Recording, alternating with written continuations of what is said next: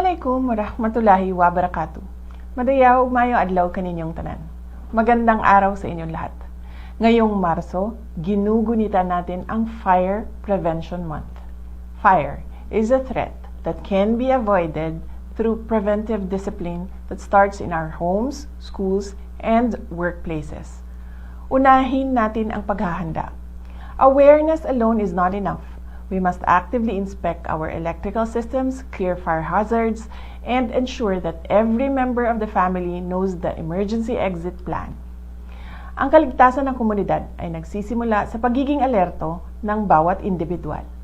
Maging kaisa tayo ng ating mga frontliners.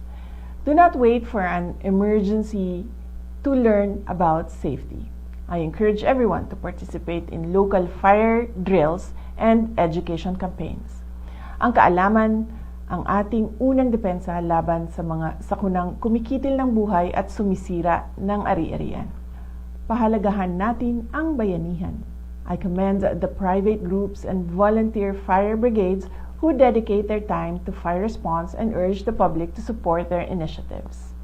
Tandaan na ang kaligtasan ay responsibilidad nating lahat.